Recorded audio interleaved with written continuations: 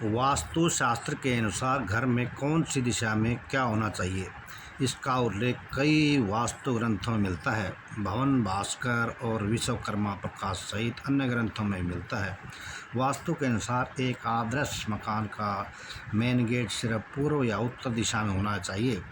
वही आपके घर का ढलान पूर्व, उत्तर या उत्तर पूर्व, ईशान कोण की ओर होना शुभ माना गया है। इस तरह वास्तु के अनुसार घर के कमरे, हॉल, किचन, बाथरूम और बेडरूम एक खास दिशा में होने चाहिए, जिससे घर में वास्तु दोष नहीं होता और लोग सुखी रहते हैं। पश्चिम दिशा, आपका रसोई घर या टॉयलेट इस दिशा में होना चाहिए। रसोई घर और टॉयलेट पास पास न हो, इसका भी ध्यान रखें। पूर्व दिशा, पूर्व दिशा सूर्योदय की दिशा है। इस दिशा से सकारात्मक व ऊर्जावान किरणें हमारे घर में प्रवेश करती हैं। यदि घर का मेन गेट इस दिशा में है तो बहुत अच्छा है, खिड़की भी रख सकते हैं।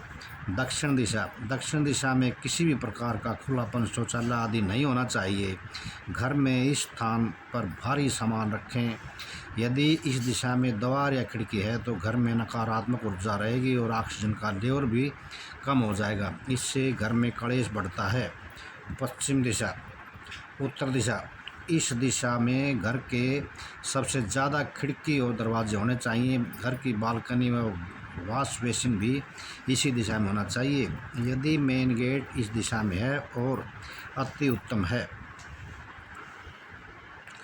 उत्तर पूर्व दिशा, इसे ईशान दिशा भी कहते हैं। यह दिशा जल का स्थान है। इस दिशा में बोरिंग, स्विमिंग पूल, पूजा स्थल आदि होना चाहिए।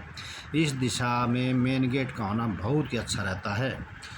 दक्षिण पूर्व दिशा, इसे घर का आग्नेय कोण कहते हैं। यह अग्नि तत्व की दिशा है। इस दिशा में गैस, बॉयलर, ट्रांसफार्मर आदि होना चाहिए। उत्तर पश्चिम दिशा, इसे वायव्य दिशा भी कहते हैं। इस दिशा में आपका बेडरूम, गैरेज, गौशाला आदि होना चाहिए। दक्षिण पश्चिम दिशा, इस दिशा में नैऋत्य दिशा कहते हैं। इस दिशा में खुलापन अर्थात खिड़की, दरवाजे बिल्कुल ही नहीं होना चाहिए। घर के मुखिया का कमरा यहाँ बना सकते हैं। कैश काउंटर, मशीन आदि आप इस दिशा में रख सकते हैं। घर का आंगन, घर में आंगन नहीं है तो घर अधूरा है। घर के आगे और पीछे छोटा ही सही पर आंगन होना चाहिए। आंगन में तुलसी, अनार, जामफल, मीठा या कड़वा नीम, आंवला आदि के अलावा सकारात्मक ऊर्जा देने वाले फूल पौधे लगाएं।